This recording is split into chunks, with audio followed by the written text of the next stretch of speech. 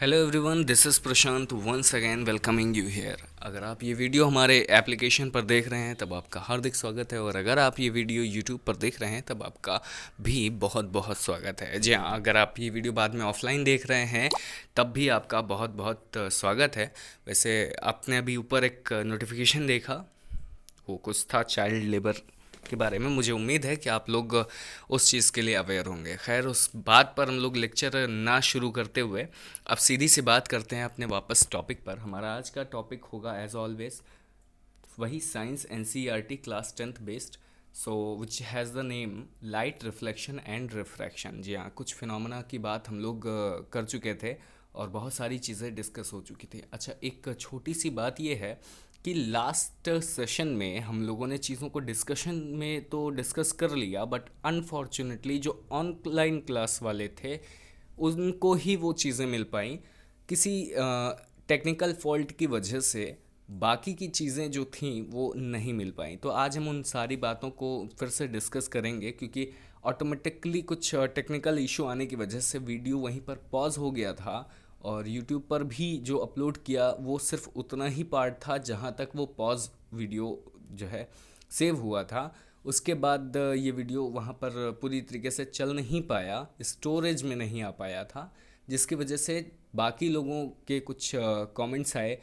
फिर हमने जब इसको क्रॉस चेक किया तो चीज़ें सही पाई। तो अब हम एक बार फिर से वो सारी चीज़ों को डिस्कस करेंगे जो हम लोगों ने लास्ट ऑनलाइन क्लासेस में डिस्कस करी थी। ठीक है सुधांशु, आपका मैसेज मुझे मिल चुका है, मैंने आपका रिप्लाई जो है तैयार कर लिया है, और जो भी चीज़ें हैं, जो आपका इशू है, वो यहाँ से बहुत जल्द ही सॉल्व करा दिया जाएगा। ठीक है, चलिए सुधांशु जी, तो आप बिल्कुल बेफिक्र रहें उस चीज़ के लिए जो मैसेज आपने भेजा है। ठीक है, फिलहाल शुरू करते हैं आज का टॉपिक। और आज के टॉपिक में हम लोग बात करेंगे कि इमेज फॉर्मेशन से ही बात करेंगे। 6 फिनोमेना जो कॉनकेव लेंस के जो थे वो धीरे धीरे एक बार उनको हम लोग स्टार्ट करते हुए फिर से, है ना। जब ऑब्जेक्ट हमारा इन्फिनिटी पर होगा, अनंत पर कोई वस्तु रखी होगी, और हमारा ये जो हमारा कॉनकेव लेंस है, इस कॉनकेव लेंस पर सीधी सी वेव आएंगी, टकराएंगी, और उसके बाद ये रिफ्लेक्ट कर जाएंगी किसी एक पॉइंट से, है ना। ये ऐसे रिफ्लेक्ट हो करके मतलब निकल जाएंगे एक दूसरे को क्रॉस करके वो किसी एक पॉइंट से, और वो पॉइंट होगा फोकस। यानी कि ये फिनोमेना कहाँ से आया, तो ये सारी चीज़ें आई हमारे जो है वॉइस वर्सा फिनोमेना से। वॉइस वर्सा फिनोमेना क्या होता है, इसके लिए आपको फर्स्ट वीडियो देखना चाहिए, अगर नहीं देखा है तो देख लीजिए। तो पोजीशन ऑफ इमेज, सारी इमेज कहाँ बनेगी, फोकस पर बनेगी। क्यों बनेगी, क्योंकि फोकस से सारी जो लाइट रेज हैं वो रिफ्लेक्ट होकर के वहीं एक दूसरे को कट कर रही हैं, जिसकी वजह से जो भी चीज़ें हैं वो वहीं बनेगी। बात करते हैं नेचर की, तो नेचर की अगर बात करें कि हमारा जो प्रतिबिंब बनेगा वो प्रतिबिंब कैसा होगा, हमारी इमेज कैसी होगी, तो इमेज कैसी होगी, रियल एंड इन्वर्टेड, यानी वास्तविक होगी और उल्टी होगी। ठीक है, आगे की बात करते हैं। नेचर के अलावा इसमें एक और चीज़ होती है जो होता है size of the image. Size of the image का मतलब वस्तु का, सॉरी, प्रतिबिंब का आकार। तो प्रतिबिंब का आकार कैसा होगा, तो हाईली डिमिनिश्ड होगा, बिल्कुल बिंदु के आकार का, बहुत छोटा होगा। चलिए दूसरे पॉइंट की बात करते हैं। कॉनकेव लेंस में जब हमारा वस्तु बियॉन्ड सी होगा, मतलब सेंटर ऑफ कर्वेचर, वक्रता केंद्र के पीछे। जी हाँ, सेंटर ऑफ कर्वेचर को हिंदी में बोलते हैं वक्रता केंद्र। और जब वस्तु वक्रता केंद्र के पीछे कहीं भी हो, या इसको ही दूसरे शब्दों में कहा जाता है कि वस्तु अनंत और सी के बीच में है, यानी अनंत और वक्रता केंद्र के बीच में है, और इंग्लिश में इसको कहते हैं when object is between the infinity and the C, then the position of the image क्या होगी, तो position of the image will be between F and C. F and C का मतलब focus point and centre of curvature, या focus बिंदु और वक्रता केंद्र के बीच में जो है कहीं भी बनेगी इमेज हमारी। ठीक है, प्रतिबिंब। ठीक, अब बात करते हैं इसमें नेचर कैसा होगा। नेचर आप यहाँ पर ए डैश और बी डैश देख रहे हैं, तो ए डैश और बी डैश यहाँ पर उल्टा है। कॉनकेव में ज़्यादा जो 5 केस हैं वो आपने कल देखे, तो उन सारे केसेस में इमेज हमारी उल्टी बनी, लेकिन लास्ट वाला केस जो था वो एक एक्सेप्शन के तरीके से बिहेव हुआ उसमें, और उसमें इमेज हमारी सीधी बन गई थी। नेचर उसका थोड़ा सा जो है वर्चुअल रहा, रियल नहीं रहा। ठीक है, इन्वर्टेड सब में होता है तो उसमें इन्वर्टेड नहीं रहा। ठीक, खैर उसको भी अभी डिस्कस करेंगे। अगर साइज ऑफ द इमेज की बात करें तो साइज अभी भी जो ऑब्जेक्ट है उस ऑब्जेक्ट से छोटा है। ठीक, इमेज का साइज। आगे की बात करते हैं, तीसरी पॉइंट की बात करते हैं कि अगर ऑब्जेक्ट हमारा जो है वो बिल्कुल सी पर आ जाए। यहाँ जो बी देख रहे हैं, बी और बी डैश, ये है ना, ये बी और बी डैश जो है हमारा, ये बी और बी डैश कहाँ पर हैं? दोनों सी पर हैं। बी डैश इमेज का है और बी जो है ए बी हमारी ऑब्जेक्ट है। तो ऑब्जेक्ट को हमने यहाँ पर ऐसे ऊपर की तरफ से रखा, तो ऑब्जेक्ट में एक लाइन ऐसे गई बिल्कुल मतलब स्ट्रेटली, और जब स्ट्रेटली गई तो टकरा करके भाई सीधा फोकस से वापस आ गई। फिर एक लाइन जो है फोकस से होकर के गुजरी, और जब फोकस होकर के गुजरी तो ये रिफ्लेक्ट होकर के बिल्कुल स्ट्रेट चली गई। अब देखिए यहाँ पर फिगर मैंने थोड़ा सा गड़बड़ कर दिया है, इसी वजह से ऐसा कुछ हुआ है। अदरवाइज लगभग में हमारा जो इमेज बनता वो कुछ इधर, यहाँ भी देखें फोकस थोड़ा हमारा जो है इधर आ गया है, जिसकी वजह से हमारा इमेज थोड़ा सा यहाँ पर आ गया। अदरवाइज हमारा जो इमेज होता वो भी सही होता अगर हम लोग कुछ इस तरीके से बना रहे होते। ठीक, ये हमारी ऐसे कुछ गुजरी, यहाँ से टकराई, और यहाँ से टकराने के बाद बिल्कुल स्ट्रेटली वापस जाएगी। अभी भी देखिए फिर से कुछ गड़बड़ हो गया। फिलहाल आप फिगर देख रहे हैं, इसी फिगर की तरीके से हमारे कुछ लाइन्स यहाँ पर मिलेंगी, जो यहाँ पर, ठीक है, ये जो दूसरा वाला डॉट है यहाँ पर हमारी चीज़ें मिलेंगी। अब यहाँ पर जो चीज़ें मिली हैं, यहाँ लाइट रे मिली है ना, और जहाँ लाइट रे मिलती है वहीं पर इमेज बन जाती है। ठीक, अब यहाँ से इमेज बनेगी तो ये इस तरीके से इमेज हमारी बनेगी। तो इमेज हमारी इस तरीके से बनी, एरो किधर है? एरो ए की तरफ है, तो ए हमारा नीचे होगा।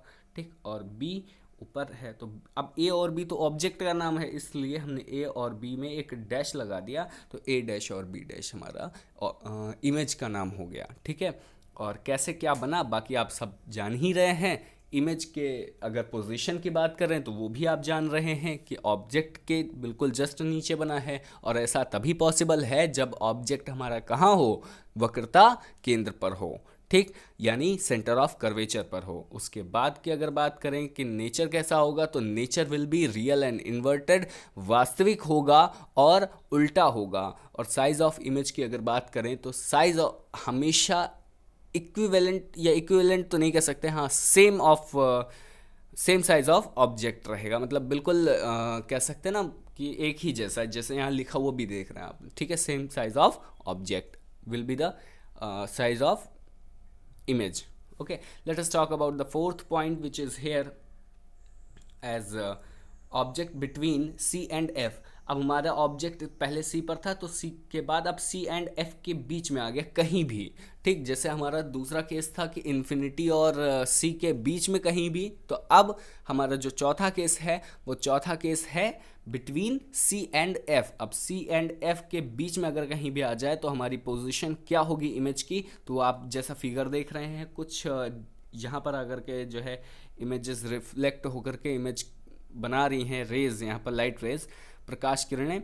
तो हमारा जो इमेज है वो बना कहाँ पर बना? तो कहाँ बना भाई साहब? यहाँ C है और C के पीछे बन रहा है। ठीक, तो इसीलिए हम लिख देंगे C के पीछे, वक्रता केंद्र के पीछे क्या बनता है? तो हमारा इमेज, हमारा प्रतिबिंब बनता है, मतलब हमारी वस्तु का प्रतिबिंब बनता है। और अगर नेचर की बात करें तो नेचर या प्रकृति कैसी होगी इमेज की? तो प्रकृति हमारी होगी रियल एंड इन्वर्टेड। रियल क्यों? क्योंकि वास्तविकता में प्रकाश किरणों ने एक दूसरे को काटा है, और इन्वर्टेड क्यों? क्योंकि कॉनकेव लेंस में इन्वर्टेड फिगर ही बनते हैं, सॉरी इमेज ही बनती है। ठीक, आगे की बात करते हैं यहाँ पर size of image. Size of image क्या देख रहे हैं? जैसा कि आप ऑब्जेक्ट कितना बड़ा है ये, और इमेज हमारा कितना बड़ा है। ठीक, तो मेरे हिसाब से अगर यहाँ पर चीज़ों को क्लियर कर दिया जाए थोड़ा सा, है ना, तो ये देखिए आप यहाँ पर देख रहे हैं कि कुछ किस तरीके का जो हमारा चीज़ें हैं वो यहाँ पर आपको नज़र आने वाली हैं। ठीक है। आइए ज़रा इसके साथ ही कुछ और भी बातों की बात करते हैं, आगे बढ़ते हैं, नेक्स्ट पॉइंट की बात करते हैं जो कि पांचवा पॉइंट है। और पांचवें पॉइंट पर कहा जाए कि अगर हमारा ऑब्जेक्ट हमारी वस्तु जो है वो कहाँ हो, एफ पर हो। धीरे धीरे हम लोग राइट साइड की तरफ बढ़ रहे हैं, मतलब राइट साइड मतलब लेंस की ओर, ठीक है, ऑब्जेक्ट को खिसकाते चल रहे हैं लेंस की तरफ, ठीक। तो अगर कहा जाए कि हमारी ऑब्जेक्ट एफ पर है तो एफ पर होने के लिए क्या होगा, इमेज कहाँ बनेगी, तो फिनोमेना जैसा यहाँ पर दिख रहा है आपको वैसा ही होगा। और इमेज की अगर बात करें, पोजीशन की बात करें इमेज के स्पेशली, तो एट इन्फिनिटी, कहीं अनंत पर जाकर के दूर बन जाएगा।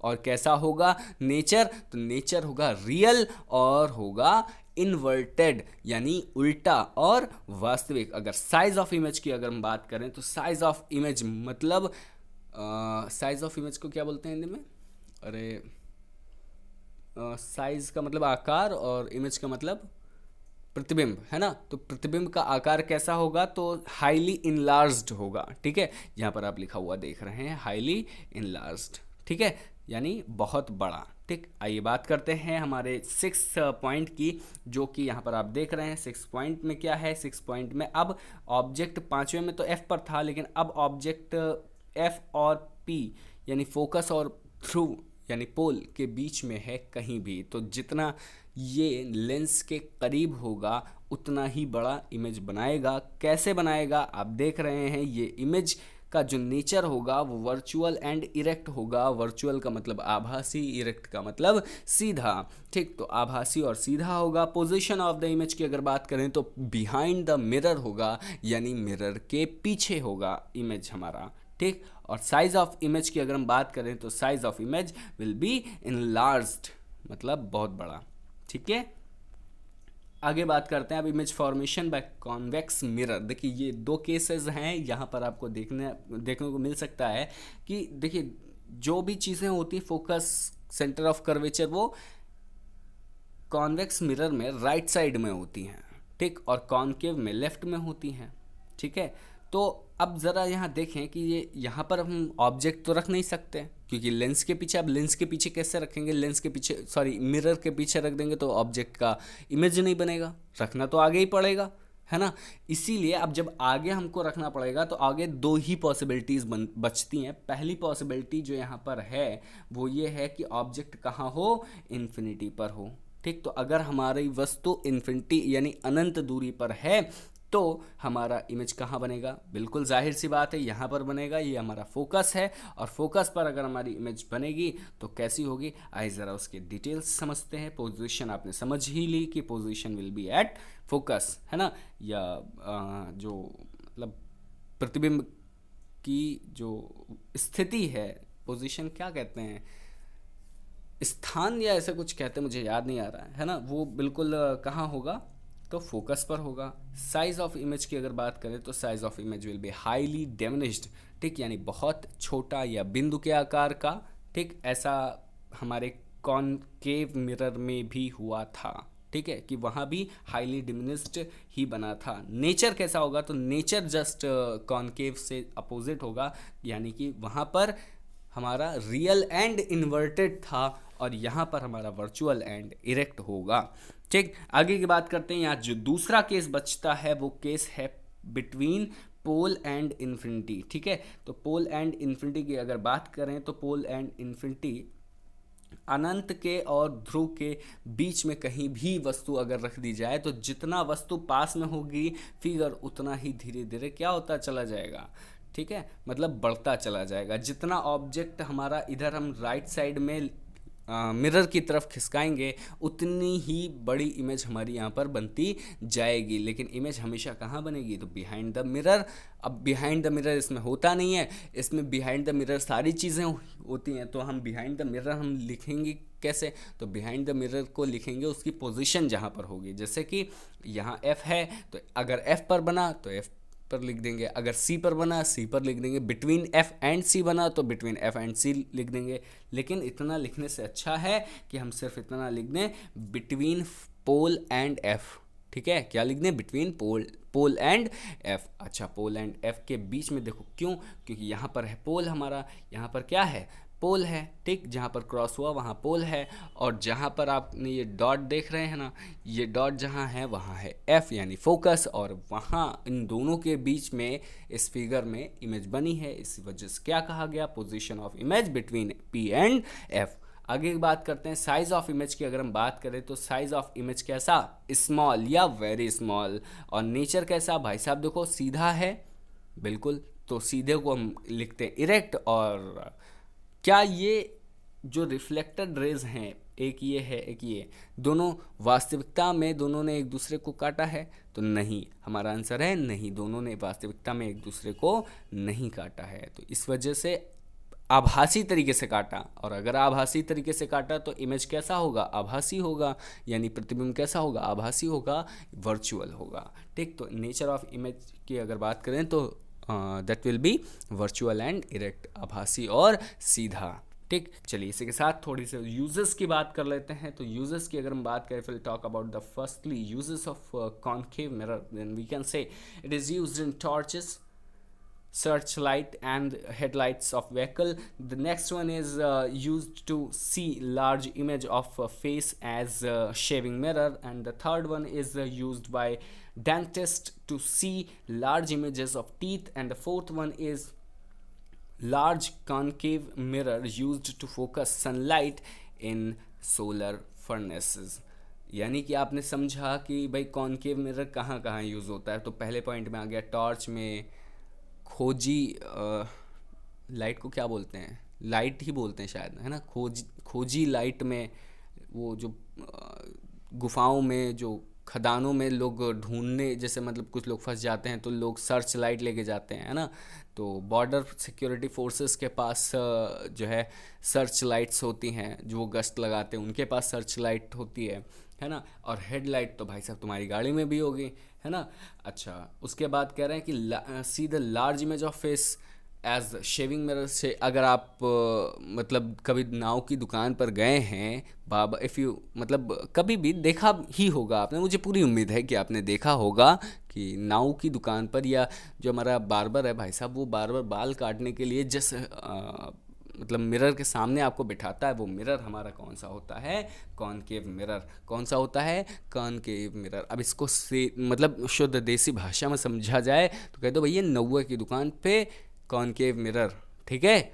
आगे बात करते हैं, used by dentist to see the large images of teeth. ये बिल्कुल आसान सा है, दांतों का इमेज बड़ा करके देखने के लिए ये दांतों के डॉक्टर के द्वारा यूज़ किया जाता है। डेंटिस्ट का मतलब दांतों का डॉक्टर। अब जो चौथा पॉइंट यहाँ पर सॉरी, जो चौथा पॉइंट यहाँ पर है वो ये कि large concave mirror use to focus the sunlight in solar furnaces. सौर बर्तनों में, सौर बर्तन मतलब सोलर कुकर हो गया, है ना, सोलर और भी जो बर्तन आते हैं, मुझे नाम याद नहीं आ रहा इस वक्त, जहन में है लेकिन ज़बां पर नहीं है, तो आप समझ जाइएगा फ़िलहाल। तो जो सोलर बर्तन होते हैं, उन सोलर बर्तनों में हीट कंजम्पशन के लिए भी यूज़ किया जाता है, ठीक है। आगे की बात करते हैं कि यूजेस ऑफ कॉन्वेक्स मिरर। तो कॉन्वेक्स मिरर में बहुत ही बेहतरीन यहाँ पर सीधा लिखा हुआ है, rear view mirror in vehicles because it gives erect image, it also helps to drive to view the large area, ठीक है। यानी कि एक छोटे से मिरर में आप जो है चल रहे हैं और पीछे की गाड़ी आ रही है, तो हमको सीधी इमेज देखनी है, तो कौन सा मिरर लगाएंगे हम, कॉन्वेक्स मिरर, ठीक है। आगे की बात करते हैं, कॉन्वेक्स मिरर हो गया रियर व्यू देखने के लिए। आगे बात करते हैं साइंटिफिक। साइंटिफिक का मतलब यहाँ पर चिन्ह परिपाटी है, ठीक है। Conventions of reflection by spherical mirror. कुछ चीज़ें यहाँ पर बहुत ही नॉर्मल सी हैं, लेकिन छोटी, वो कहते हैं ना छोटी छोटी मगर मोटी बातें, जी हाँ, तो वो वही बातें यहाँ पर पॉइंट्स में लिखी हुई हैं, आप ज़रा ध्यान से देखिएगा। The first point is the object is always placed to the left side of the mirror. यानी कि ऑब्जेक्ट हमेशा कहाँ होगा, ऑब्जेक्ट हमेशा लेफ्ट साइड में होगा। किसके, तो मिरर के। मिरर के लेफ्ट साइड में उल्टे हाथ की दिशा में हम ऑब्जेक्ट को रखेंगे।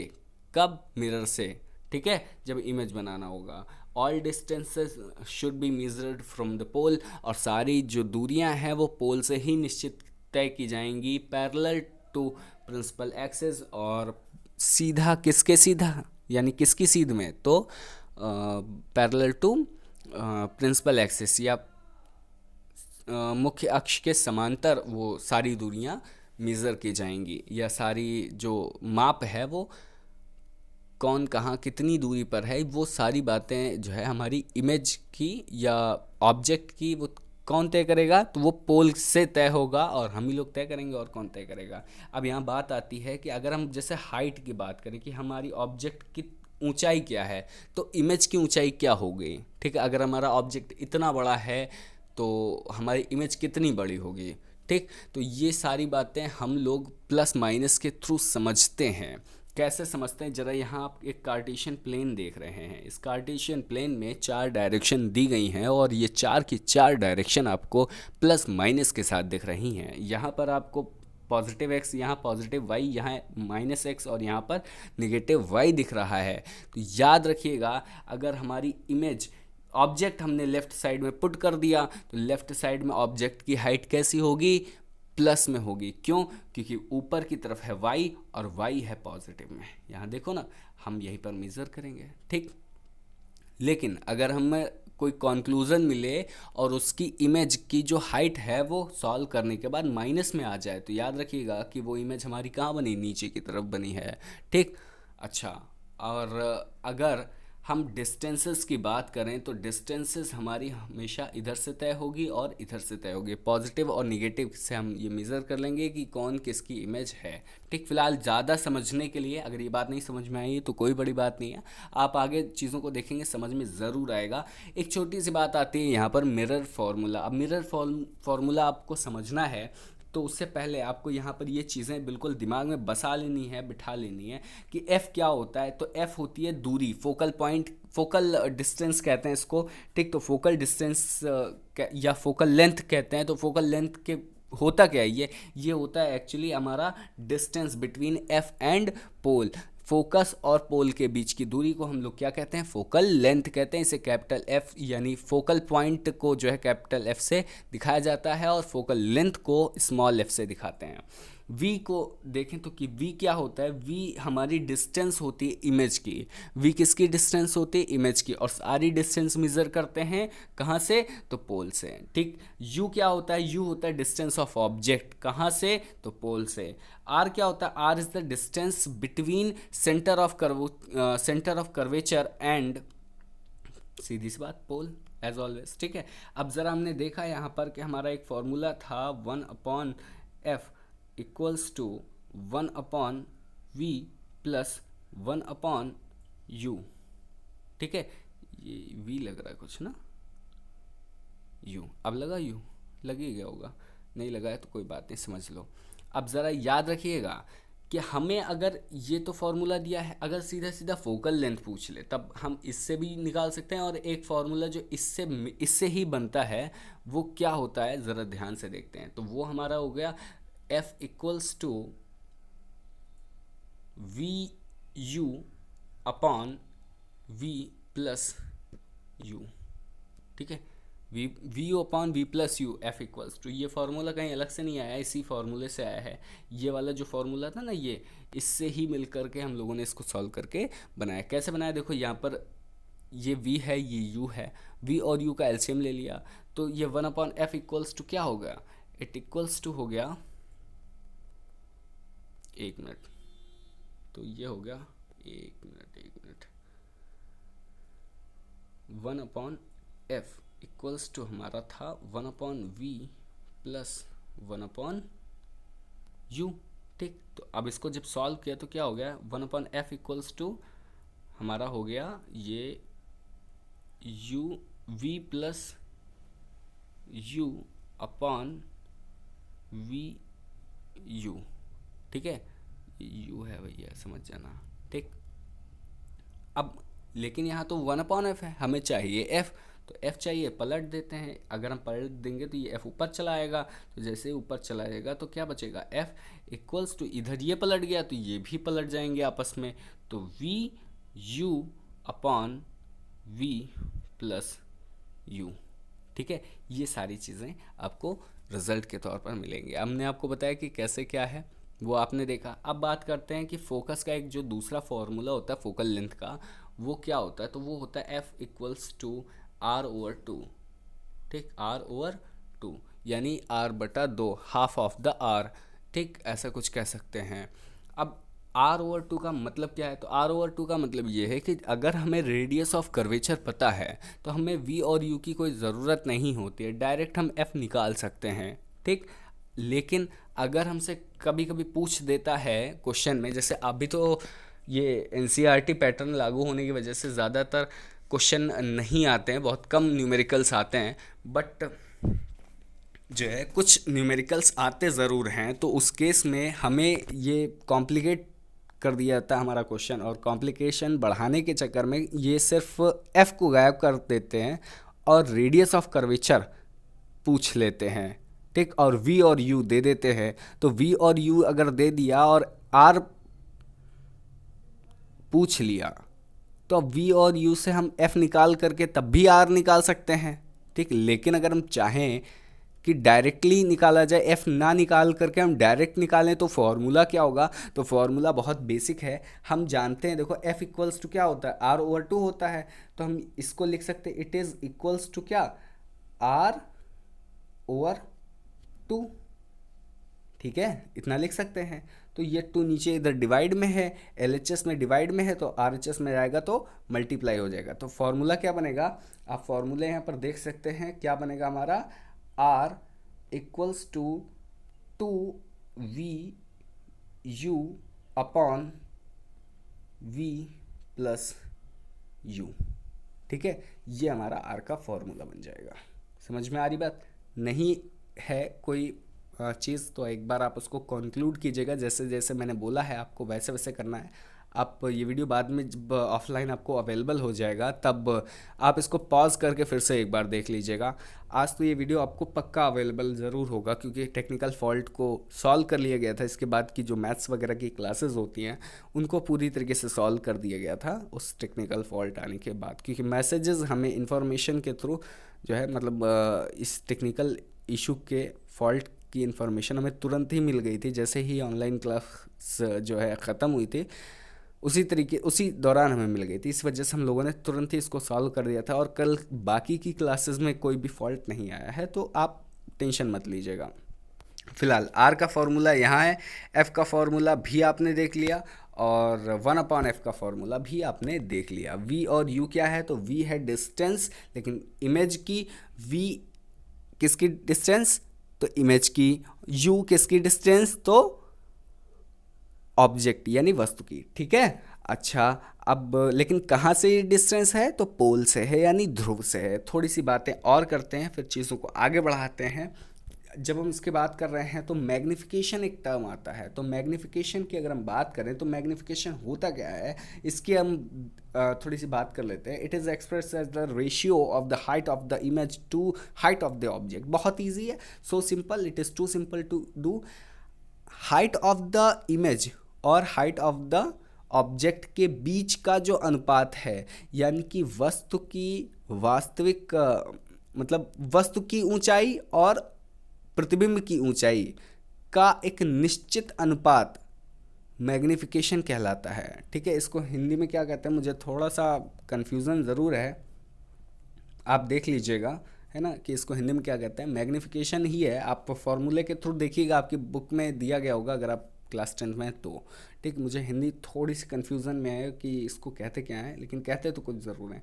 अब यहाँ एक छोटी सी बात समझने वाली ये है कि हम हाइट ऑफ इमेज को, जहाँ इमेज आ गया समझ लीजिएगा कि वहाँ डैश लग गया, और जहाँ ऑब्जेक्ट आ गया तो वहाँ डैश नहीं रहेगा। हाइट को हम स्मॉल h से दिखाते हैं, तो अब यहाँ कॉन्सेप्ट आ जाता है कि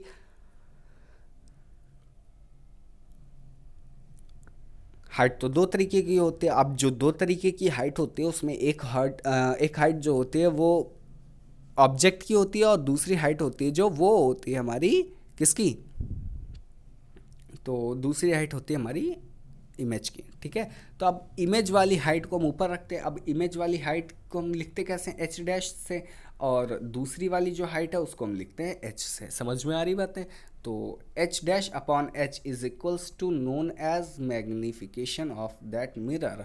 ठीक, अब ये मैग्निफिकेशन एम और सॉरी वी और यू के भी रिस्पेक्टिव केसेस में आता है। तो याद रखिएगा कि वी और यू क्यों, कुछ यहाँ पर आपने ये देखा ना, ये वाला फॉर्मूला ये माइनस में है, तो माइनस और प्लस का केस मैंने अभी आपको ऊपर बताया हुआ है कि कब कहाँ कैसे चीज़ें माइनस होंगी और कब कहाँ कैसे चीज़ें प्लस होंगी। ठीक है, तो माइनस वी का मतलब है वस्तु की ऊंचाई। ठीक है, तो जब प्रतिबिंब बनेगा तो नीचे की तरफ बनेगा और नीचे होता है माइनस वाई। ठीक, तो हम माइनस में वी लेते हैं। ठीक, और ऊपर की तरफ वस्तु होती है हमारी, तो ऊपर हम प्लस लेते हैं, जिसकी वजह से प्लस लिखा नहीं जाता, तो हम केवल यू ले लेते हैं। ठीक है, अब ज़रा एक चीज़ देखिए कि हमारी जो इक्वेशन बनी है पहली और दूसरी, इन इक्वेशन से एक कंक्लूजन निकल कर सामने आ रहा है, और वो कंक्लूजन ये है कुछ। ठीक है, m equals to h dash upon h, it is also equals to minus v divided by u. ठीक, अच्छा, इन्हीं चीज़ों के साथ एक मिनट ज़रा आप होल्ड कीजिएगा। जी हाँ, तो अगर हमारा जो m है वो एक से ज़्यादा है तो इमेज कैसा होगा, मैग्नीफाइड होगा। ठीक, और अगर m एक है तो हमारी इमेज सेम साइज़ की होगी, और अगर हमारा जो m है वो एक से कम है, छोटा है, माइनस में है, कुछ भी है लेकिन एक से कम है। ठीक, 0.0009 भी है तब भी वो एक से छोटा है, या 0.99999 भी है तब भी वो एक से छोटा है, और एक से छोटा है इसका मतलब इमेज कैसा है, डिमिनिश्ड है। ठीक है, सेम साइज़ का होगा तो जो हमारा मैग्नीफिकेशन है ना वो मैग्नीफिकेशन एक आ जाएगा, और मैग्नीफिकेशन जब भी एक आता है ना तो हमारा जो साइज़ होता है वो बिल्कुल सेम हो जाता है। ठीक, अब ज़रा कुछ बातें करते हैं। अब यहाँ ये जो चीज़ें दी गई है ना, ये टिप्स है जो आपको रिमेंबर कराने के लिए एक बार फिर से है। ऑब्जेक्ट ऑफ मतलब हाइट ऑफ ऑब्जेक्ट एच से हमेशा पॉजिटिव रहती है, इमेज की हाइट हमेशा एच डैश से रहती है, और ये दोनों हो सकती पॉजिटिव भी और निगेटिव भी, लेकिन कब, जब रियल इमेज होगा तो रियल इमेज में ये निगेटिव, कौन निगेटिव, इमेज हाइट। ठीक है, या height of image H dash हमेशा रियल जब होता है तो निगेटिव, और जब वर्चुअल होता है तो पॉजिटिव, आभासी होता है तो पॉजिटिव।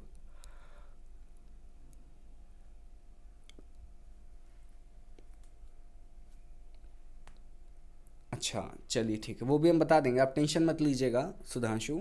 ठीक है, आपका मैसेज मिल गया मुझे, तो आपको मैं बताऊंगा, उसको डिस्कशन क्लास में मैं ज़रूर एक्सप्लेन करूंगा, आप निश्चिंत रहें। ठीक है, चलिए अब आगे की चीज़ देखते हैं। ऑब्जेक्ट डिस्टेंस फ्रॉम पोल, ये यू है, ये हमेशा पॉजिटिव रहता है, वो हमेशा निगेटिव रहता है, यू हमेशा ही निगेटिव रहता है ऑब्जेक्ट डिस्टेंस में। ठीक, और इमेज डिस्टेंस फ्रॉम पोल, तो ये अगर रियल इमेज रहेगी तो हमेशा निगेटिव, लेकिन अगर वर्चुअल है तो हमेशा पॉजिटिव। देखिए रियल का कॉन्सेप्ट ये है कि इमेज अगर रियल है, चाहे एच हो, एच डैश हो, या जो है हमारा वी, ये रियल में हमेशा निगेटिव रहेगा और वर्चुअल में हमेशा पॉजिटिव। ठीक है, अगर हम बात करें कि फोकल लेंथ, तो फोकल लेंथ हमारी कॉनकेव में तो निगेटिव रहती है, लेकिन कॉन्वेक्स में ये पॉजिटिव हो जाती है, कॉन्वेक्स में पॉजिटिव और कॉनकेव में निगेटिव। ठीक है, आगे की बात करते हैं। अब हम बात करते हैं रिफ्रैक्शन ऑफ लाइट। तो रिफ्रैक्शन होता क्या है, अब ज़रा समझने वाली बात है, ये रिफ्रैक्शन होता क्या है।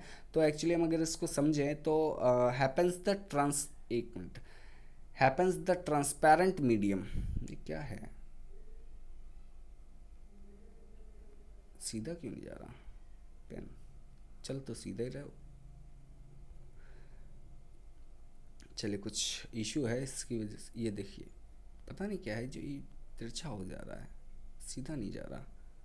चलिए खैर, रिफ्रैक्शन की बात करते हैं। तो रिफ्रैक्शन में हम देखते हैं कि ये होता क्या है। तो रिफ्रैक्शन की हम बात करें तो ट्रांसपेरेंट मीडियम की ज़रूरत होती है। ठीक है, ये हमेशा ट्रांसपेरेंट मीडियम में होता है। मिरर के केस में जो इमेज वगैरह बनती है ना, वो इमेज जो है वो हमारी इधर से या इधर से जो भी इमेज बनती है वो केवल एक साइड पर पॉलिश्ड, अगर हम ग्लास लेते हैं तब वो हमारा मिरर बनता है। भाई आप जाते हो, आप नाई की दुकान पे अपना चेहरा देखते हो सामने के शीशे में, तो वो कैसे देखते हो, तो अगर हम उस मिरर को ही देखें, ठीक पीछे से देखें लेकिन आगे से नहीं, तो उसमें पीछे से पॉलिश रहती है। ठीक, अगर हम उस पॉलिश को हटा देंगे तो हम अपनी इमेज देख नहीं पाएंगे क्लियरली। ठीक है, अच्छा तो रिफ्लेक्शन में हमारा इमेज का एक तरफ से पेंट होना या पॉलिश होना ज़रूरी है, लेकिन रिफ्रैक्शन में पॉलिश नहीं होनी चाहिए। ठीक है।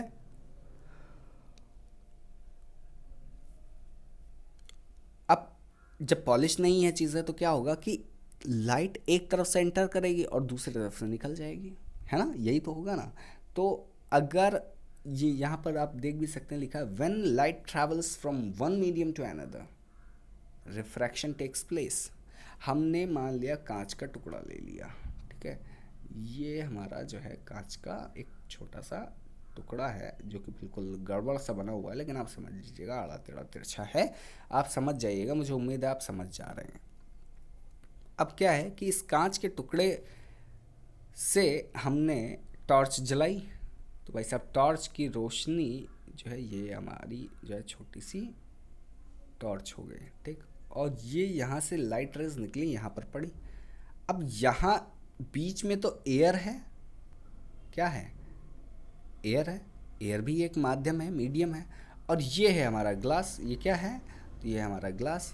अब जब यहाँ से लाइट आई तब तो वो जैसे थे वो एक ही मीडियम में थी, लेकिन टकराने के बाद यहाँ एंटर करी और यहाँ से एंटर करने के बाद अंदर से होते हुए यहाँ से फिर निकल गई बाहर की तरफ, ठीक है। तो ये अंदर बीच में किस मोड में ट्रेवल किया इसने, तो ये ग्लास था, ये ग्लास मीडियम था ना, तो ये मीडिया ग्लास था जिसकी वजह से अब इसमें कुछ फिनोमेना हुआ होगा, तो वही फिनोमेना क्या कहलाता है, रिफ्रैक्शन कहलाता है, ठीक है।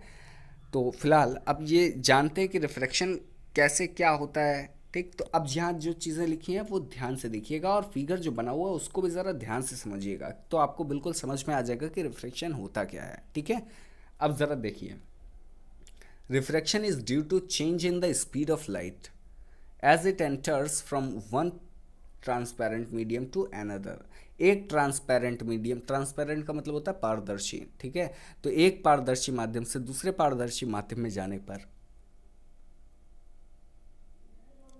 प्रकाश की गति परिवर्तित होने की जो दशा है, मतलब होने की वजह से ही रिफ्रैक्शन होता है, ठीक। अब रिफ्रैक्शन है क्या, तो ज़रा समझिएगा कि प्रकाश का एक माध्यम से दूसरे माध्यम में जाते समय नॉर्मल की तरफ मुड़ना या नॉर्मल से दूर मुड़ना, ठीक। दोनों इमेजेस आपको यहाँ पर दिख रही हैं, ठीक है, पहली इमेज और ये दूसरी इमेज, ठीक है, ये पहली इमेज थी और दूसरी इमेज भी आपको दिख रही है। नॉर्मल कहाँ है, तो ये नॉर्मल हमारी जो बीच में सीधी सीधी खड़ी है ना, ये नॉर्मल है, और दोनों तरफ यहाँ भी है और यहाँ भी है, ये दोनों नॉर्मल है। अब नॉर्मल क्या होती है, काल्पनिक रेखा होती है, ठीक है, दोनों माध्यमों के बीच की काल्पनिक रेखा होती है, ठीक। अब प्रकाश की किरण का नॉर्मल के तरफ मुड़ना या नॉर्मल से दूर हटना, ठीक, नॉर्मल की पास आना और नॉर्मल से दूर हटना, इसी घटना को रिफ्रैक्शन कहते हैं, ठीक है। क्या कहते हैं, रिफ्रैक्शन। समझ में आ रही बात, जी हाँ। तो अब ये दूर कब हटती है, पास कब आती है, तो इसकी बात हम करेंगे। ये जो हमारी स्पीड ऑफ लाइट है, स्पीड ऑफ लाइट तेज़ कब होती है और धीमी कब होती है, इसकी अगर हम बात करें तो यहाँ लिखा हुआ है कि speed of light decreases as the beam of light travels from the rarer medium to the denser medium, यानी कि विरल माध्यम से विरल माध्यम, विरल यहाँ विरल है और यहाँ सघन है, ठीक। सघन माध्यम या सघन मीडियम या सघन माध्यम जो है वो क्या होता है, जैसे ग्लास लिया था अभी हमने, ठीक, तो ये सघन है, क्यों, क्योंकि उसके मॉलिक्यूल्स बहुत पास पास हैं, लेकिन हवा के तो मॉलिक्यूल दूर दूर आते हैं, इसी वजह से ये विरल माध्यम है, ठीक है। तो सघन और विरल माध्यम आपने समझ लिया। रेयर और डेंसर, डेंसर होता है जो है ये ग्लास हो गया, कांच का एक टुकड़ा हो गया, है ना, पेपर शीट हो गई, ये भी एक डेंसर मीडियम है, ठीक है। अच्छा, और लकड़ी हो गया, तो लकड़ी तो हमारा डेंसर ही है, लेकिन ये ट्रांसपेरेंट नहीं है, तो उसका यूज़ कभी नहीं होगा, ठीक। लेकिन हाँ, अगर लकड़ी कुछ ट्रांसपेरेंट है तो बात बन सकती है, लेकिन है वो डेंसर यानी सघन माध्यम ही, ठीक। अच्छा, एयर हमेशा कैसा है, तो हवा और पानी की अगर बात करें तो हवा विरल है और पानी सघन है। समझ में आ रही बात? जो चीज़ें हम पकड़ सके, छू सके, वो सघन, और जो हम पकड़ नहीं सके, छू नहीं सके, वो विरल। छू तो सकते हैं हवा को लेकिन पकड़ नहीं सकते, तो ये विरल है। आपने सघन और विरल देख लिया, कब चीज़ें कैसी होती यह भी देख लिया आपने। और उसके बाद अब आगे की बात करें तो आगे की बात तो करेंगे, लेकिन चीज़ें देखो ज़रा, यहाँ पर दोनों फिगर्स को एक्सप्लेन किया गया है, पहले उसको देख लेते हैं। तो यहाँ देखो, लाइट रे नॉर्मल के पास में आ गई है ना, यहाँ डिस्टेंस कम है, ठीक, जबकि इसको सीधा निकलना चाहिए था लेकिन सीधी नहीं निकली। यहाँ ऐसे सीधे निकल जाना चाहिए था लेकिन ये सीधी नहीं निकली। तो सीधी नहीं निकली क्यों? क्योंकि ये हुआ रिफ्रैक्शन, ठीक। अब रिफ्रैक्शन में क्या हुआ, तो ये रिफ्रैक्शन में ये नॉर्मल की तरफ मुड़ गई। यहाँ देखो ना, ये नॉर्मल की तरफ मुड़ी हुई है ना, सीधे जाने चाहिए, नहीं गई थी, तो ये रिफ्रैक्शन कहलाया। लेकिन ऐसा हुआ क्यों कि ये नॉर्मल की तरफ मुड़ गई, नॉर्मल से दूर क्यों नहीं गई, या अपनी ओल्ड पोजीशन से दूर क्यों नहीं गई? तो उसका कारण क्या था, यहाँ दिया हुआ है, देखिए, when ray travels from rarer to denser, ठीक, मतलब सघन से विरल में जाएंगे, सॉरी, विरल से सघन में, ठीक है, विरल से सघन माध्यम में जाएंगे तो हमारी जो लाइट बीम है या लाइट रे है वो किस तरफ मुड़ेगी? नॉर्मल की तरफ। सघन में जाएंगे तो नॉर्मल की तरफ, और सघन से आएंगे तो नॉर्मल से दूर। समझ में आ रही बात? बस इतना ही कॉन्सेप्ट है, आगे की बात करते हैं। फिलहाल आगे की बात करेंगे, लेकिन अभी के लिए अब हमारा वक्त ख़त्म हो चुका है, मुझे कॉल आ रहा है। So we will meet for further things for the next video, and आपसे मिलते हैं। तब तक के लिए इस चीज़ों को रिवाइज करते रहिए, नहीं आया समझ में कुछ तो पूछ लीजिए, comment box is all yours. मिलते हैं आपसे in the next video. Till then keep watching, keep smiling.